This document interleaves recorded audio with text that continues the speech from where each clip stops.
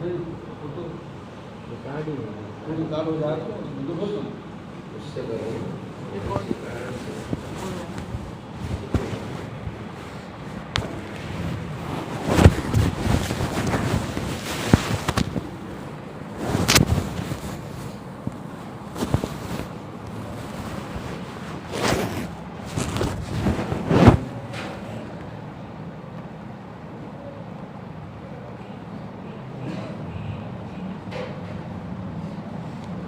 الله الرحمن الرحيم. الحمد لله وكفى وسلام على عباده الذين اصطفى وصل وسلم وبارك على نبينا المصطفى وعلى آله وأصحابه نجوم الهدى وقادة التقى. اللهم وفقنا لما تحب وترضى من القول والعمل وجنبنا الفواحش والمعاصي والخطايا والزلل. اللهم آثرنا وأكثرنا وأصلح لنا شأننا كله. لا إله إلا أنت. أما بعد فأعوذ بالله من الشيطان الرجيم. بسم الله الرحمن الرحيم. كنتم خير أمة أخرجت للناس تأمرون بالمعروف وتنهون عن المنكر وتؤمنون بالله. وقال تعالى: ألف لام ميم أحسب الناس أن يتركوا أن يقولوا آمنا وهم لا يفتنون ولقد فتنا الذين من قبلهم فليعلمن الله الذين صدقوا وليعلمن الكاذبين. صدق الله العظيم. میرے معزز بزرگوں اور دینی اور ایمانی بھائیوں،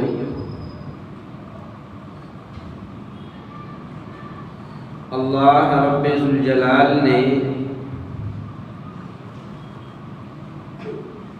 ہم سب کو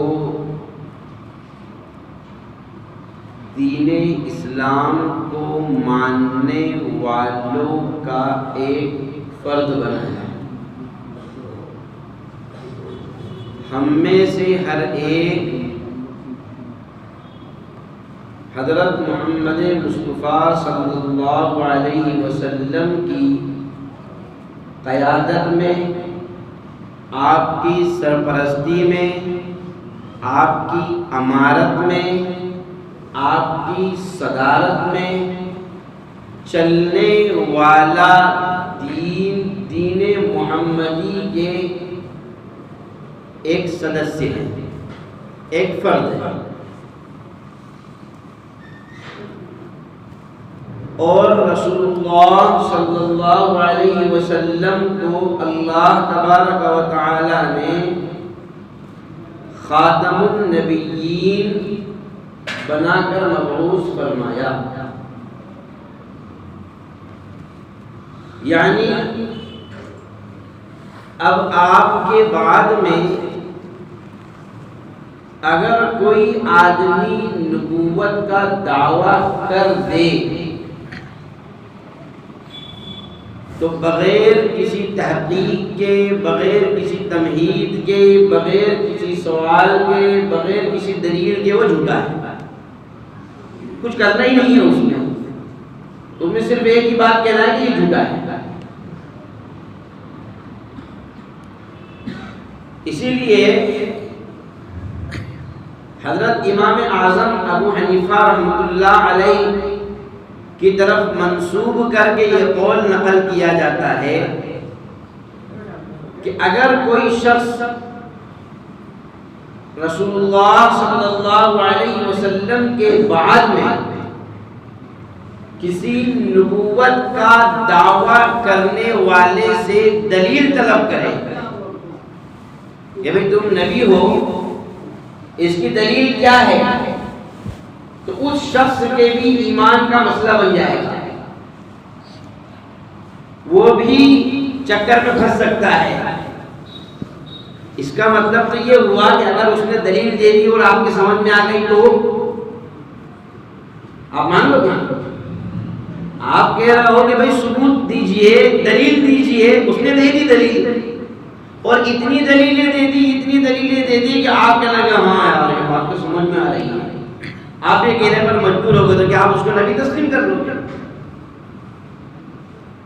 تو یہ اہل سنت والجماعت کو باقاعدہ یہ عقیدہ سکھلایا گیا اور باقاعدہ یہ ہمارے دین کا ایک جز اس کو قرار دیا گیا کہ رسول اللہ صلی اللہ علیہ وسلم کے بعد میں کسی بھی نبوت کے دعویٰ کرنے والے کو بغیر تحقیق، بغیر تمہید، بغیر دلیل کے بول دو کہ جھوٹا ہے، ہو ہی نہیں سکتا ہے۔ آخر زمانے میں حضرت امام مہدی علیہ الرضوان ظاہر ہوں گے جو اس امت محمدیہ کا ایک فرد ہوں گے۔ احادیث مبارکہ میں ان کے ظہور کی جو علامات بتلائی گئی ہے اس میں ایک سب سے بڑی علامت یہ ہوگی کہ حضرت امام مہدی اپنے مہدی ہونے کا دعویٰ نہیں کریں گے، وہ نہیں کہیں گے کہ میں مہدی ہوں۔ لوگ ان کی امامت پر، ان کے ہاتھ پر اس درمیان کہ وہ کعبۃ اللہ کا طواف کر رہے ہوں گے، حدیث میں پوری سچویشن بیان کی گئی، ان کا نام بھی بیان کیا گیا، ان کے والد کا نام بھی بیان کیا گیا، اسمہ اسمی وہ اسم ابی، آپ نے فرمایا کہ ان کا نام میرے نام پر اور ان کے والد کا نام میرے والد کے نام پر، یعنی ان کا نام بھی محمد ابن عبداللہ ہوگا۔ تو وہ دعویٰ نہیں کریں گے بلکہ لوگ ان کو اپنا امیر بنائیں گے، اپنا امام بنائیں گے۔ یہی سے ایک بات یہ بھی معلوم ہو گئی کہ اب جو بھی آدمی اپنے آپ کو مہدی ہونے کا دعویٰ کرے وہ بھی پکا بالکل فائنل 100% جھوٹا ہے، کیونکہ امام مہدی دعویٰ ہی نہیں کریں گے۔ ان کو تو لوگ کہیں گے کہ نہیں حضرت امیر صاحب آپ کو بننا ہے، لوگ ان کو زبردستی امیر بنائیں گے، ان کے ہاتھ پر بیعت لیں گے، وہ لوگوں کے پاس جائیں گے نہیں، ان لوگوں کو نہیں کہتے پھریں گے کہ میرے ہاتھ پر بیعت لو مجھے امیر بناؤ۔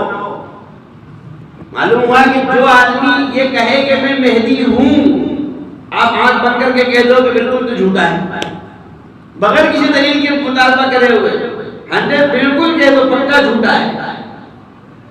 کس نے کہا جھوٹا ہے، کیوں کہا جھوٹا ہے، کیا دلیل جھوٹا ہے، نہ کسی نے کہا نہ کیوں نہ کوئی دلیل، بالکل ہی جھوٹا ہے۔ ہم تو اتنا جانتے ہی جھوٹا ہے، اس لیے کہ رسول اللہ صلی اللہ علیہ وسلم نے جو علامات بتلائی ہے وہ علامات اس کے اندر نہیں ہیں۔ آپ نے جو اس کی سچویشن بتلائی، اور یاد رکھیں رسول اللہ صلی اللہ علیہ وسلم نے جو علامات جس چیز کی بیان کر دی اور جس انداز پر آپ نے بیان فرمائی، جس نوعیت کے ساتھ، جس کیفیت کے ساتھ، جس مقام کے ساتھ، جس وقت کے ساتھ، جس جگہ کے ساتھ آپ نے بیان فرمائی، ان چیزوں نے بعینہ بغیر رتی برابر آگے پیچھے ہوئے ایسا ہی ہونا ہے جیسا آپ نے بیان فرمایا۔ تبھی تو ہمارا ایمان ہے، ارے بھائی تبھی تو ہمارا ایمان ہے، ورنہ تو ہمارے ایمان کا ہی مسئلہ بن جائے گا۔ اس لیے کہ اس میں آگے پیچھے کرنا گویا کہ نعوذ باللہ ثم نعوذ باللہ ثم نعوذ باللہ جناب محمد رسول اللہ صلی اللہ علیہ وسلم کی اس سچی اور پکی اور پیاری اور صادق زبان پر شک کرنا ہے۔ اللہ تبارک و تعالی نے پھر اس امت کے ذمے ایک کام لگایا ہے، وہ کام جو رسول اللہ صلی اللہ علیہ وسلم کو عطا کیا گیا کہ جب عرب جہالت، ظلم، بربریت، بے حیائی، بے عزتی اور جتنی بھی معاشرے کی خرابیاں اور برائیاں ہو سکتی تھی، ان تمام برائیوں اور خرابیوں کے ایک دم اونچے مقام تک پہنچ چکے تھے۔ برائیاں جتنی بھی ہائی کوالٹی کی تھی وہ ساری کی ساری عرب، اور صرف عرب نہیں بلکہ چاروں طرف مشرق و مغرب پورا کے پورا ایسا بنجر اور کنجر ہو چکا تھا، بنجر ہو چکا تھا، کوئی جانکاری نہیں تھا، اور کنجر کیسے ہو چکا تھا، کسی کو کسی کی پڑی نہیں تھی۔ جب آدمی کوئی چیز کوئی کام کر رہا ہو اور کچھ پلے نہیں پڑ رہی ہو تو لوگ کیا کہتے ہیں؟ لوگ کہتے ہیں کیا کنجر واڑا لگا رکھا ہے تم نے، بولتے ہی ہوتے ہیں۔ کنجر واڑے کا مطلب یہ ہوتا ہے کہ یہاں کیا بات ہونے والی ہے، کس کو کیا کرنا ہے، ایسا کچھ پتا کسی کو نہیں تھا۔ ایسی صورتحال میں رسول اللہ صلی اللہ علیہ وسلم کو نبوت کا تاج اور ختم نبوت کے ساتھ میں پہنایا گیا۔ آپ کو نبوت کا تاج پہنایا گیا اور ساتھ ساتھ میں ختم نبوت کا تاج بھی آپ کو عطا کیا گیا۔ ظاہر سی بات ہے یہ مرحلہ کتنا مشکل رہا ہوگا، آپ اندازہ لگائیں کتنا مشکل مرحلہ رہا ہوگا۔ اس کے بعد سے قدم اٹھانا اور اس کے بعد سے راہ پر چلنا کتنا کٹھن کام ہوا ہوگا۔ جیسا محدثین نے لکھا ہے، حضرت امام مہدی جب نازل ہوں گے، حضرت عیسیٰ علیہ السلام جب نازل ہوں گے، امام مہدی نہیں، حضرت عیسیٰ علیہ السلام جب آسمان سے اتریں گے، فجر کا وقت ہوگا، ایسا ہی حدیث میں ایسا ہی ہے، فجر کا وقت ہوگا، اور ان کی داڑھی کے بالوں سے یا پیشانی کے بالوں سے تر و تازہ آدمی وضو کر کے آتا ہے تو کیسے باریک باریک موتی جیسے قطرے ٹپکتے ہیں، ایسے قطرے ٹپک رہے ہوں گے۔ فجر کی جماعت کھڑی ہو چکی ہوگی، مؤذن اقامت کہہ چکا ہوگا، حضرت امام مہدی مصلی پر جا چکے ہوں گے، اور اس وقت حضرت عیسیٰ علیہ السلام کا نزول ہوگا اور حضرت امام مہدی کی نظر ان پر پڑ جائے گی۔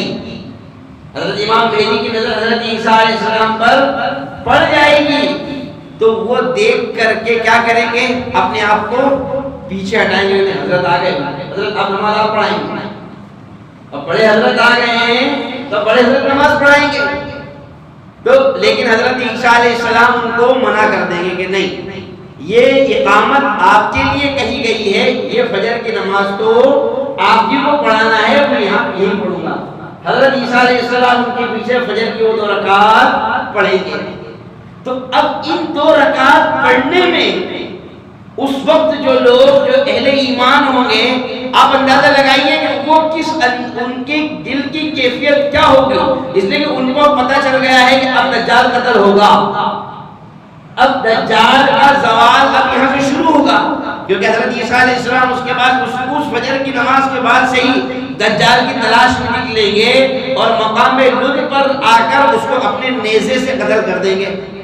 تو یہ جو 2 رکعت کا وقفہ ہے، یہ اہل ایمان کے لیے کیسا رہا اور کیسا رہے گا، اس کیفیت کو کوئی بھی بیان نہیں کر سکتا۔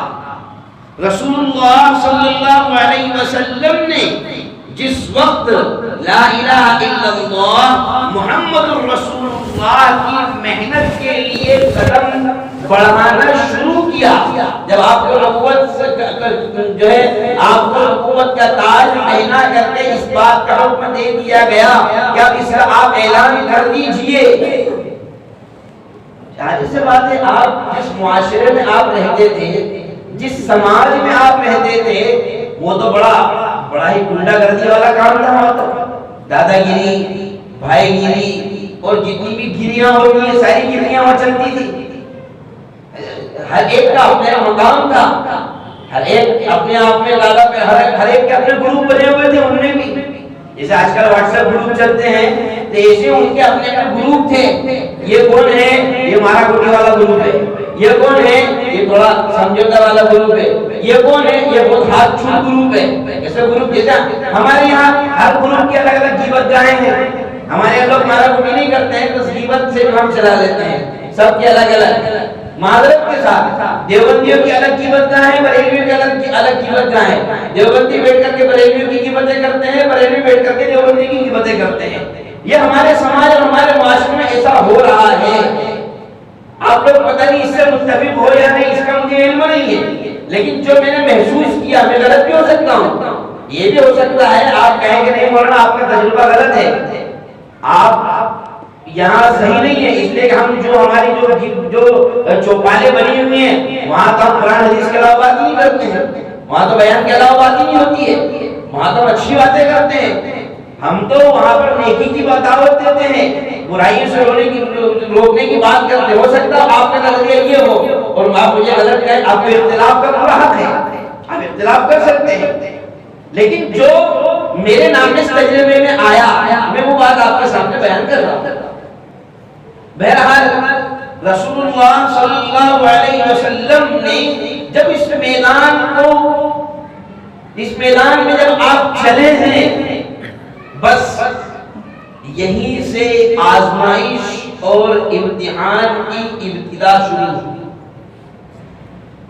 یہیں سے آزمائش اور امتحان کی راہیں ایسی کھلی کہ بس اس کے بعد میں رسول اللہ صلی اللہ علیہ وسلم ہر دن ایک نیا امتحان، ہر دن ایک نیا مجاہدہ، ہر دن ایک نیا ابتلا، ہر دن ایک نئی تکلیف رسول اللہ صلی اللہ علیہ وسلم کے سامنے آ کر کے رکاوٹ بن جاتی، آڑ بن جاتی، جو آپ کے لیے، آپ کے اس مشن کو، آپ کی اس تحریک کو روکنے کے لیے ایک بہت بڑی آہنی دیوار کا کام کرنے کی کوشش کرتی. لیکن اللہ تبارک و تعالی نے بھی چونکہ آپ علیہ السلام کو استقامت کا، صبر کا، حلم کا، بردباری کا، تحمل کا، عفو کا، عافیت کا، رحم کا، کرم کا، زبان کی چاشنی کا، عمدہ اخلاق کا پیکر بنا کر بھیجا تھا. وہ تو ساری کی ساری خوبیاں جو تمام انبیاء علیہ السلام میں مختلف طریقوں سے دی گئی تھی، وہ ساری کی ساری خود رسول اللہ صلی اللہ علیہ وسلم کی تنہا اکیلے کی میموری میں اللہ تعالیٰ نے لوڈ کر دی تھی. آج خوبا ہما دارن وہ تنہا داری، جن خوبیوں کے دوسرے لوگ الگ الگ اوصاف، جن اوصاف کے دوسرے لوگ الگ الگ طریقے سے مالک ہیں، آپ اس کے تنہا اکیلے مالک تھے. اس لیے صبر استقامت کی اس پہاڑ کے متزلزل ہونے کا تو سوال ہی پیدا نہیں ہوتا، اس کے ڈگمگانے کا تو سوال ہی پیدا نہیں ہوتا. یہ ہے قرآن کریم میں ایک اشارہ اللہ تبارک و تعالی نے فرما دیا قیامت تک کے آنے والی نسل کے لیے. احسب الناس ان یترکوا ان یقولوا آمنا وهم لا یفتنون. لوگ کیا سمجھتے ہیں؟ لوگ کیا سمجھتے ہیں کہ ہم اپنا ایمان والا ہونا لوگوں کے سامنے ظاہر کریں گے، ہم یہ ظاہر کر دیں گے کہ ہم ایمان والے ہیں اور اس کے بعد سکون سے بیٹھ جائیں گے کہ ہمیں آزمایا نہیں جائے گا، تمہیں ابتلا میں جو ہے آزمائشوں میں مبتلا نہیں کیا جائے گا. وَلَقَدْ فَتَنَّا الَّذِينَ مِن قَبْلِهِمْ. یاد رکھیں، اللہ نے فرمایا یاد رکھیں تم سے پہلے، ان سے پہلے جن لوگوں نے بھی نبی برحق کا، انبیاء برحق کا کلمہ پڑھا ہے، ہم نے ان کو بھی آزمایا ہے. اور اللہ تبارک و تعالی چھٹنی کر دے گا. وَلَيَعْلَمَنَّ اللَّهُ الَّذِينَ آمَنُوا وَلَيَعْلَمَنَّ الصَّادِقِينَ. اللہ تبارک و تعالی چھٹنی کر دے گا کون ایمان والے ہیں. وَلَيَعْلَمَنَّ اللَّهُ الَّذِينَ آمَنُوا وَلَيَعْلَمَنَّ الْكَاذِبِينَ. اللہ تبارک و تعالی ایمان والوں کی اور جھوٹے لوگوں کی. اور ایک جگہ وَلَيَعْلَمَنَّ اللَّهُ الَّذِينَ صَدَقُوا وَلَيَعْلَمَنَّ الْمُنَافِقِينَ. اللہ چھٹنی کر دے گا آزمائشوں کے ذریعے، امتحان کے ذریعے، مجاہدوں کے ذریعے کون مومن ہیں کھرا ہے اور کون کھوٹا ہے، کیونکہ اصل جو ہے اصلیت جو سامنے آتی ہے، آپ کا کوئی دوست کتنا پکا ہے اس کا اندازہ جبھی ہوتا ہے جب آپ کسی مصیبت میں پھنس جاتے ہیں. بھائی جبھی تو ہوتا ہے جب آپ پر کوئی مصیبت آ جائے، تبھی تو پتہ چلتا ہے کہ کون آپ کے ساتھ میں ہے اور کون آپ کے خلاف ہے، آپ کے ساتھ کس کو کتنی ہمدردی ہے. یہ جب آپ مصیبت میں پھنسیں گے تبھی تو پتہ چلے گا. وہ خوشیوں میں پتہ نہیں چلے گا. جب آپ پیسہ اڑا رہے ہیں اس وقت وہ آزمائش اور وہ امتحان نہیں ہوگا، اس لیے کہ پیسہ اڑا کر کو ناچنے کے لیے سب کو ہیرو کو بلایا جا سکتا ہے، وہ بھی آ سکتے ہیں. ارے یہ ہو رہا ہے دنیا میں، یہ دنیا میں ہو رہا ہے. لیکن جب آپ پر کوئی مصیبت آئی اس وقت ہمیں پتہ چلتا ہے کہ آپ کے ساتھ میں کون ہے اور آپ کے ساتھ میں کون نہیں ہے. اللہ تبارک و تعالیٰ نے فرمایا کہ جب اہل ایمان آزمائے جائیں گے تو وہ چھٹنی کا وقت ہوگا، کون دین پر مستقیم رہتا ہے اور محمد رسول اللہ صلی اللہ علیہ وسلم کی تعلیمات کو اس وقت بھی سینے سے لگاتا ہے، یا پھر دنیاوی تھوڑی سی رونق، دنیاوی تھوڑی سی زیب و زینت، یا دنیاوی تھوڑی سی راحت اور دنیاوی تھوڑی سے مفاد کے خاطر اپنے پیارے نبی محمد مصطفیٰ صلی اللہ علیہ وسلم کے دین کو بھی قربان کر دیتا ہے. یہ آزمائش ہوگی. چنانچہ رسول اللہ صلی اللہ علیہ وسلم جب حضرات صحابہ رضوان اللہ تعالی علیہ مجمعین کے ساتھ میں کسی مقام پر آپ جاتے، کہیں موقع جہاد کا آتا، کہیں غزوے کا آتا، کہیں جماعت بھیجنے کا وقت آتا، کہیں ٹکڑی بھیجنے کا وقت آتا، تو جو خالص مومنین ہوتے تھے انہوں نے تو یا رسول اللہ آپ نے کہہ دیا ہے، ہمارے لیے اس سے بڑی کوئی بات نہیں ہے، آپ جیسا کہو گے ہم ویسا کرنے کے لیے تیار ہیں. یہ کس کا نظریہ تھا؟ خالص مومنین کا. ایک جماعت منافقین کی بھی تھی اسی زمانے میں، جن کا نظریہ کیا تھا؟ وہ دیکھتے تھے وہاں جائیں گے تو سب کتنی کلومیٹر ہے، جانے کا انتظام کیا ہے، آنے جانے کا خرچ کون دے گا، پھر وہاں جانے کے بعد میں کیا کچھ کھانا پینا ملے گا کہ نہیں ملے گا، پھر اگر وہ سامنے والی ٹیم کتنی مضبوط ہے، اپن وہاں جائیں گے تو جیت کر آئیں گے یا ہار کر آئیں گے، اور پھر اگر جیت کر آئے تو مال غنیمت ملے گا یا نہیں ملے گا، اگر ملے گا تو کتنا ملے گا. وہ پورا کیلکولیشن جسے بنیے لوگ کرتے ہیں نا، ایسا پورا کیلکولیشن کرتے تھے. اگر ان کا فائدہ ہوتا تو یہ جاتے، اور ذرا سا بھی ان کو ایسا لگتا کہ یار کوئی فائدہ بظاہر نظر نہیں آ رہا ہے، یہ پیچھے ہٹ جاتے ہیں. یہ کیا کہتے ہیں؟ اپنے نام واپس لے لیتے. کوئی اس کا عذر کر دیتا، کوئی جیسے آج کل ہمارے یہاں بھی بلا وجہ دیکھو، جو لوگ معذور ہیں وہ تو واقعتاً معذور ہیں، لیکن جو معذور نہیں ہیں، کوئی کام نہیں ہے گھر میں، کوئی کام نہیں ہے پھوکٹ بیٹھنے کے علاوہ، لیکن پھر بھی اس کے باوجود بھی ارے یار میرے کو یہ کرنا پڑتا ہے، میرے ذمہ اتنا کام ہے، میرے ذمہ اتنا کام ہے، اس ٹائم یہ کرنا پڑتا ہے، یار مینٹیننس بگڑ جائے گا اور یہ ہو جائے گا اور وہ ہو جائے گا، اور کچھ نہیں ہونا ہے، ہونا جانا کچھ نہیں ہے. ہماری مثال کیسی ہو گئی معلوم؟ ایک آدمی گھوڑا چرا کر کے مارکیٹ میں لے کر آیا، گھوڑا چرا کر کے لایا اور مارکیٹ میں لا کر اس نے کھڑا کیا، اس کو بیچنا ہے. ادھر سے ایک آدمی آیا جو اس کا باپ تھا، انہوں نے کہا یار گھوڑا تو بہت زبردست دکھ رہا ہے، ذرا ٹرائل ایک راؤنڈ مارنے کے لیے دو یار بھائی. ظاہر سی بات ہے کوئی بھی گاڑی واڑی خریدے گا بغیر ٹرائل کے، جب تک کہ جانچ پڑتال نہیں ہو انجن کیسا ہے، باڈی کیسی ہے، کام وام گاڑی میں کام وام تو نہیں ہے. انہوں نے ٹرائل کے لیے لیا اور وہ ٹرائل لے کے جو گیا تو آج تک نہیں آیا. اب اس کو دوست نے پوچھا کہ وہ کیا ہوا، بک گیا؟ اور جتنے میں لایا تھا اتنے میں بک گیا، جتنے میں لایا تھا اتنے میں بک گیا. تو جیسا لایا تھا ویسا چلا گیا. یہ ہم لوگوں کا مزاج ہے. یاد رکھیے میرے بھائیوں، ہم کو اپنا مزاج اس وقت میں بہت تیزی سے بدلنے کی ضرورت ہے. دین اسلام اس وقت جو سسکیاں لے رہا ہے اور دین اسلام پر اس وقت جو اٹیک غیروں کی طرف سے، باطل طاقتوں کی طرف سے ہو رہا ہے، اس کا مقابلہ کرنے کون کرے گا؟ آپ اور میں ہی تو کریں گے بھائی. ارے ہم اپنے آپ کو امت مسلمہ کا فرد کہتے ہیں نا, ہم اپنے آپ کو مسلمان کہتے ہیں. اللہ اور اس کے رسول کے نام کے روٹیاں ہم ہی تو توڑ رہے ہیں. یہ اللہ اور اس کے رسول کے نام پر ہم ہی تو جو ہے ہم کو آج جتنے بھی مسائل ہمارے سامنے کھڑے ہوئے ہیں اس کی بنیاد کیا ہے؟ ایمانی تو ہے. اس کی بنیاد ایمانی ہے نا. آپ ایمان چھوڑ دو, نعوذ باللہ ثم نعوذ باللہ ثم نعوذ باللہ, ایمان سے دستبردار ہونے کا اپنے آپ کو جو ہے فیصلہ کر دو. نعوذ باللہ کوئی آدمی یہ کہہ دے کہ میں نے ایمان چھوڑ دیا, آج کے بعد مسلمانوں کا اور میرا کوئی واسطہ نہیں ہے, بتائیے کیا اس کے اوپر حملہ ہوگا؟ کیا اس کے اوپر اٹیک ہوگا؟ بلکہ اس کو تو ہائی لائٹ کیا جائے گا اور باقاعدہ اس کو عزت دی جائے گی, اس کو عہدہ دیا جائے گا, اس کو پوسٹ دیا جائے گا. یہ دنیاوی نظام بتا رہا ہوں میں. اللہ تبارک و تعالیٰ کے یہاں اصل جو عزت ہے وہ ایمان ہی کی بنیاد پر ہے. تو ہم کو جو آج دنیا کے جتنے بھی لوگ کر رہے ہیں, جو بھی ہمارے ساتھ ہو رہا ہے, اس کی بنیاد کیا ہے کہ تم اپنے آپ کو مومن کہتے ہو, مسلم کہتے ہو. تو ایسی صورتحال میں جب دین اسلام پر کوئی بھی اٹیک ہوگا تو اس کو ختم کرنے کی محنت کون کرے گا؟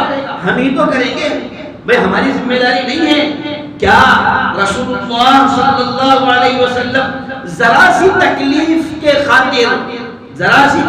کے خاطر ہم اپنے آپ کو دستبردار کر دیتے ہیں کہ یار وہ اپنے بس کی نہیں ہے؟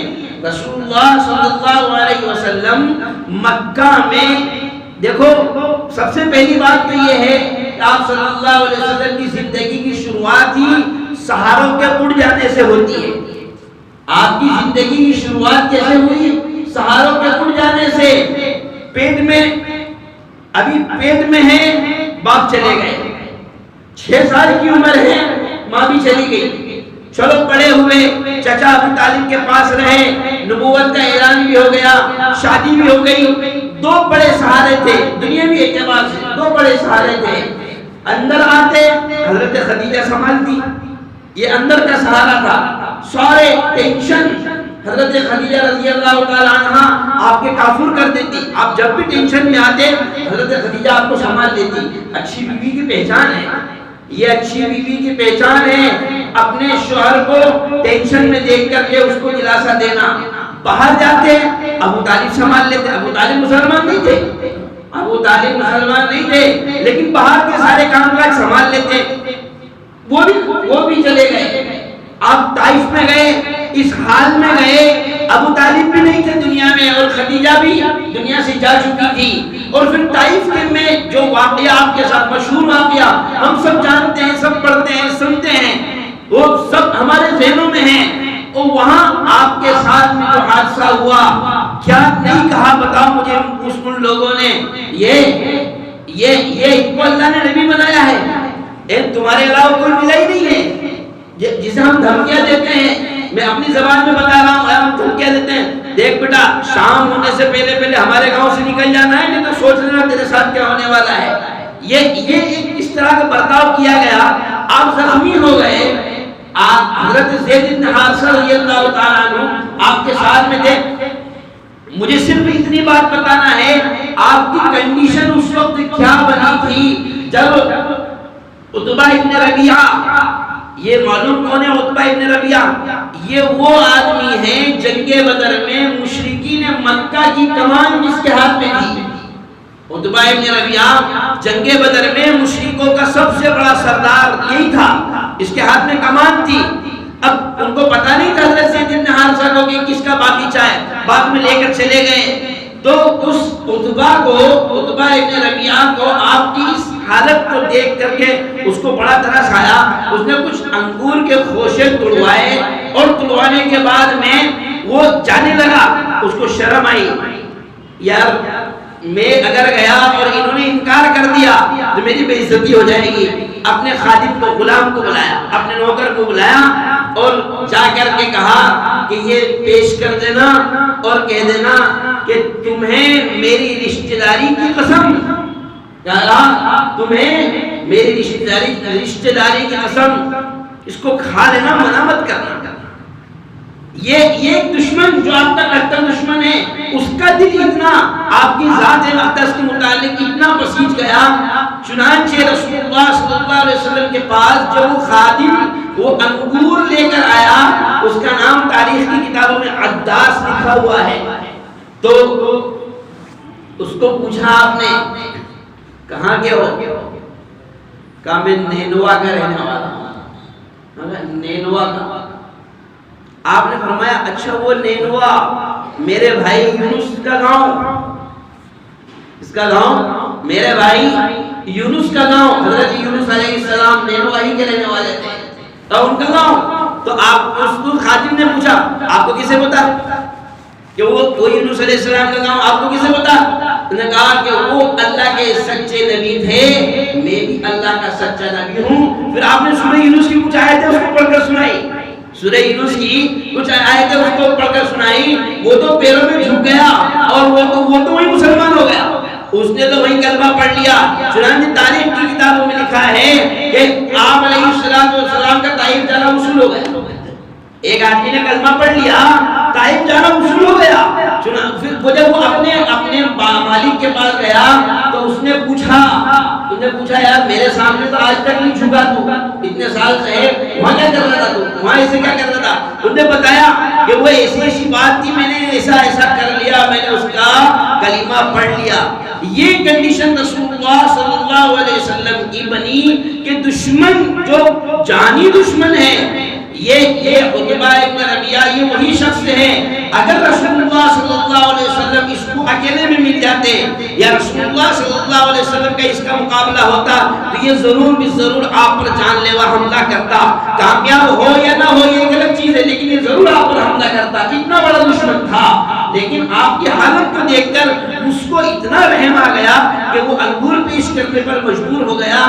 ہم کیا رسول اللہ صلی اللہ علیہ وسلم کی یہ جو تکالیف ہیں، کیا یہ ہمارے لیے اس امت کے لیے یہ سبق کی چیز نہیں ہے؟ کیا یہ سیکھنے کی چیز نہیں ہے کہ فتنوں کے دور میں جب چاروں طرف سے تمہارے اوپر حملے ہوں تو تمہیں دین کی محنت کے لیے اگر تھوڑا بہت اگر رسوا بھی ہونا پڑے، تھوڑی بہت اگر تکلیف بھی اٹھانا پڑے، تو دین کا جو علم ہے، اسلام کا جو علم ہے، اسلام کا جو پرچم ہے، وہ تمہارے قدموں کو جو ہے بالکل بھی ڈگمگانے نہیں چاہیے۔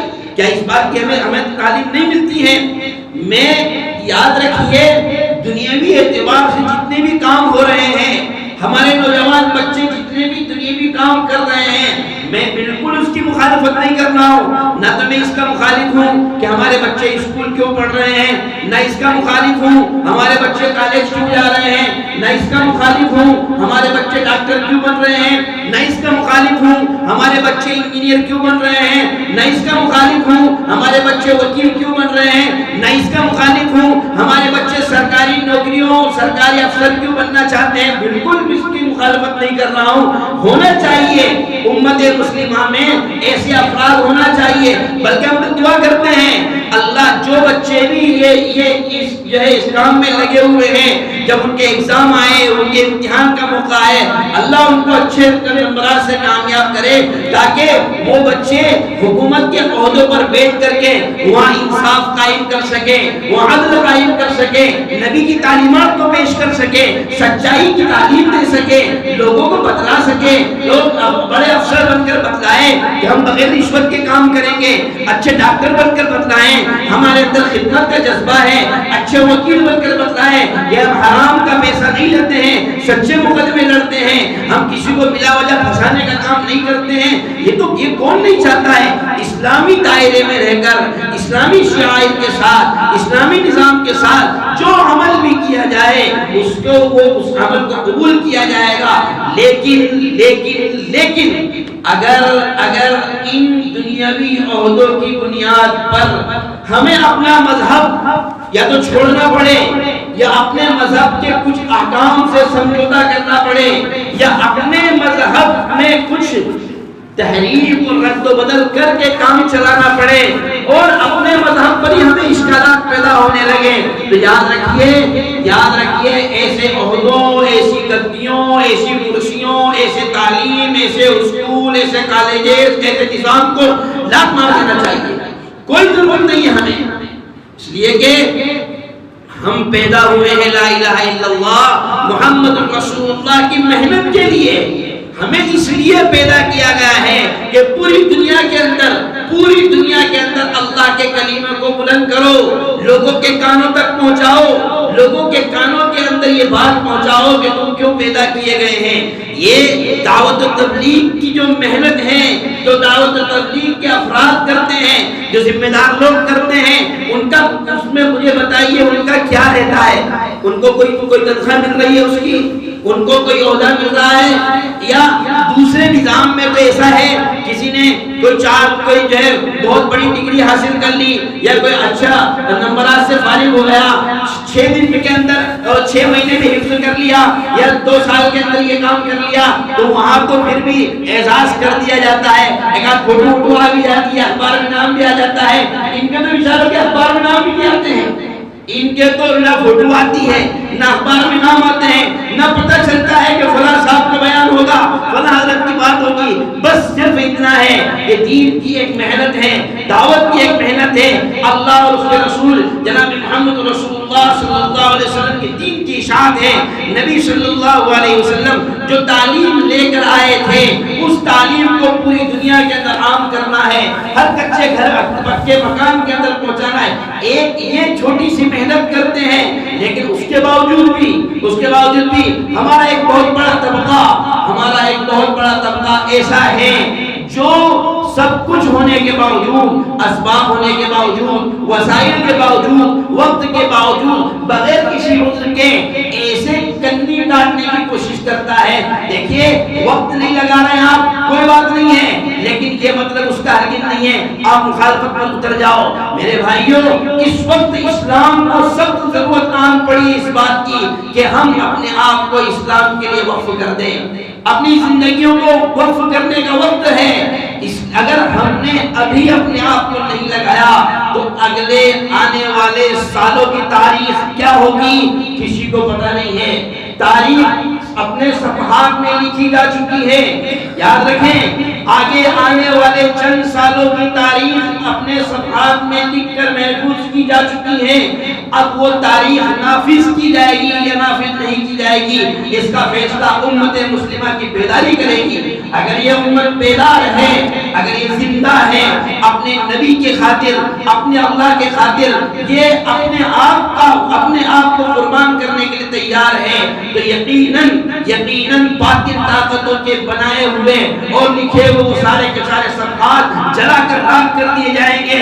ورنہ اگر ہم ایسے ہی سوتے رہے، ہماری کنڈیشن یہی رہی جو آج ہے. آج ہماری کنڈیشن کیا ہے؟ مسجدیں خالی ہے، مسجدیں چاروں طرف سے ساری مسجدیں خالی ہیں، ساری مسجدیں خالی ہیں. میں تو بہت سارے دوست احباب ہیں جو بریلوی مسلک سے تعلق رکھتے ہیں. میں ان سے ایک سوال کرتا ہوں، آپ کہتے ہو کہ ہماری نماز دیوبندیوں کے پیچھے نہیں ہوتی ہے، دیوبندی کہتے ہیں بریلوی کے پیچھے نماز نہیں ہوتی ہے، تو میرا بھائی میرا سوال دیوبندیوں سے، میرا سوال بریلویوں سے، دونوں سے یہ ہے کہ جن کے پیچھے تمہاری نماز ہوتی تو ان کے پیچھے بھی تو نہیں پڑھتے ہو. چلو جن کے پیچھے ہوتی ہیں ان کے پیچھے ہی کم سے کم پڑھ لو. بریلوی کی مسجدیں بھی خالی، دیوبندیوں کی مسجدیں بھی خالی، تو یہ اس میں تو کوئی اختلاف نہیں ہے. نماز تو سب کی یہاں 4 رکعت، ظہر کی 4 رکعت، فجر کی 2 رکعت، عصر کی 4 رکعت، مغرب کی 3 رکعت، عشاء کی 4 رکعت، سب کی یہاں یہی ہے. تو ساری کی ساری مسجدیں خالی پڑی ہوئی ہیں. ان مسجدوں کو آباد کون کرے گا؟ کیا فرشتے آئیں گے ان میں نماز پڑھنے کے لیے یا کوئی مخلوق آئے گی؟ یاد رکھیے اگر ہم اس انتظار میں ہیں کہ کوئی دوسری مخلوق آ کر کے یہاں عبادت کرے گی، ان مسجدوں کو آباد کرے گی، تو وہ کام بھی ہوگا، لیکن کب ہوگا؟ جب اللہ تبارک و تعالی ہم جیسے کچروں کو صاف کر دے گا کہ یہ کچرا ہو گیا ہے، لگاؤ ان کو، اب دوسری قوم لے کر آؤ، وہ بھی مسجدوں کو آباد کرے گی. تو ہمارے پاس ابھی وقت ہے اپنے زندہ ہونے کا ثبوت دینے کے لیے اپنی مسجدوں کو اور مسجدوں کے نظام کو زندہ کریں، اپنے مکتب کو اور مکتبوں کے نظام کو زندہ کریں، اپنے بچوں کو مسجد کی محبت سکھائیں، اپنے بچوں کے دلوں میں مسجد کی محبت سکھائیں، ان کو بتلائیں مسجد میں جایا کریں، ان کو بتلائیں ایمان کیا ہے. اللہ کے واسطے میرے بھائیوں، ورنہ تو یہ ہماری نسل اگر اگر چلی گئی ایک مرتبہ، اگر ایک مرتبہ چلی گئی کسی غلط راستے پر تو ان کو واپس لانا بہت مشکل کام ہے. پھر کتنا ہی آپ کر لیجئے پھر ان کو واپس لانا بہت مشکل کام ہے. اس لیے مسجدوں کے محنت کو، دعوت کے محنت کو، دعوت کے نظام کو، مسجد کے نظام کو، مکتب کے نظام کو، ایمان استقامت کے نظام کو زندہ کرو. اللہ کی ذات پر یقین ہم کیوں نہیں کرتے ہیں؟ رسول اللہ صلی اللہ علیہ وسلم نے یہی بات تو طائف میں فرمائی تھی، اے اللہ اگر تو مجھ سے راضی ہے، اگر تو مجھ سے ناراض نہیں ہے تو مجھے کوئی پرواہ نہیں ہے پھر کون میرے خلاف کیا کر رہا ہے، کون مجھے مارنے کی کوشش کر رہا ہے، کون میرے اوپر حملہ کر رہا ہے، کون میرے دین کو مٹانے کی کوشش کر رہا ہے، مجھے کسی کی کوئی پرواہ نہیں ہے. اگر تو ناراض نہیں ہے تو، اگر تو مجھ سے خوش ہے تو اللہ کو راضی کرنا یہی تو زندگی کا سب سے بڑا مقصد ہے، یہی تو دنیا میں آنے کا مقصد ہے. یہی تو ہمارے یہاں یہ ہم خالی گوشت مانے کھانے کے لیے پیدا نہیں ہوئے ہیں. اب امت پتہ نہیں کہاں ہم لوگ کدھر جا چکے ہیں. بس اللہ ہی ہماری حفاظت فرمائے. کیا خالی گوشت مانے کھانے کا نام اسلام رہ گیا ہے؟ خالی جمعے کی 2 رکعت پڑھنے کا نام اسلام رہ گیا ہے؟ کیا بازار سارا کے سارا بازار امت مسلمہ نے جھوٹ سے بھر دیا ہے، دھوکے سے بھر دیا ہے؟ کیا یہ دعوت و تبلیغ کا میدان نہیں ہے کہ وہاں امانت داری اور دیانت داری کے ساتھ کام کر کے اپنے پکے سچے مومن ہونے کا ثبوت دیں؟ کیا یہ ہماری ذمہ داری نہیں ہے؟ اس لیے میرے بھائیوں ہم اپنے آپ کو سمجھیں ہم کون ہیں، ہمیں کیوں اللہ نے یہ فرمایا تم بہترین امت ہو، 2 کام کرو گے تو بہترین امت ہو، اور اگر یہ کام نہیں کرتے ہو تو تم بہترین امت نہیں بن سکتے. امر بالمعروف نہی عن المنکر، ہر اچھائی تمہارے اندر ہونا چاہیے اور وہ ہر اچھائی کو دوسرے تک پہنچاؤ. ہر برائی سے ہم اپنے آپ کو بچائیں اور دوسروں کو بھی ان برائیوں سے بچانے کی کوشش کریں. یہ سوچ اس فکر کے ساتھ جئیں گے ہماری زندگی کا مقصد حل ہوگا. اللہ ہم سب کو کہنے سننے زیادہ عمل کی توفیق عطا فرمائے. اللہ ہم سب کو صحیح سمجھ عطا فرمائے. اللہ ہم سب کی اصلاح فرمائے اور اللہ تعالی ہم کو مسجدوں سے محبت نصیب فرمائے. مسجدوں کو زندہ کرنے کی یہ مسجدیں جو بنائی جا رہی ہے لاکھوں کروڑوں روپیہ لگا کر، یہ کیوں بنائی جا رہی ہے؟ اسی لیے تو بنائی جا رہی ہے اللہ کے حضور آ کر کے سجدے کر لیں، 2 آنسو اس کے سامنے ٹپکا دیں، اس کے سامنے اپنی درخواستیں رکھ کر کے اپنے مسائل حل کروائیں. اس لیے تو لاکھوں روپیہ لگایا جا رہا ہے، نہ کہ اس لیے کہ ہماری شہرت ہو جائے، ہمارا نام ہو جائے. اور کھنڈوا شہر کے اندر فلاں مسجد سے اچھی کوئی مسجد ہی نہیں بن سکتی، اور فلاں کمیٹی نے اتنا پیسہ لگایا، اتنا پیسہ کوئی لگا ہی نہیں سکتا، اس لیے مسجدیں بنائی جا رہی ہیں. مسجدیں تو اس لیے ہیں کہ یہاں ہم اپنے مسئلے حل کروائیں. اللہ سے دوستی کرنے کا مرکز ہے، اللہ سے دوستی کرنے کا آفس ہے، اللہ کے آفس ہے یہ. اس لیے میرے بھائیوں مسجدوں سے اور مسجدوں کے نظام سے محبت کریں اور اس میں اپنے آپ کو لگانے کی کوشش کریں. اللہ ہم سب کو کہنے سننے سے عمل کی توفیق عطا فرمائے.